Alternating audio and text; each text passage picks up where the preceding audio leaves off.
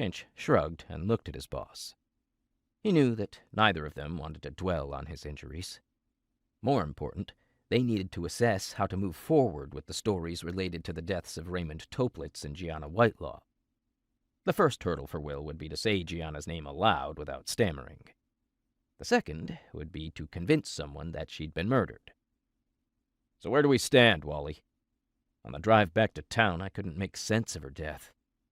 Or anything else," he added. "No surprise. Probably due to the cathedral bell clanging in your head." He waved a hand past his own ear. "But let's look at the bases we've got covered. First, Fiona Page is handling the Gianna Whitelaw suicide." He paused to study Will's face again. Fiona had already told Wally that Will was convinced Gianna had been murdered, but flagrant rumors surrounded her death.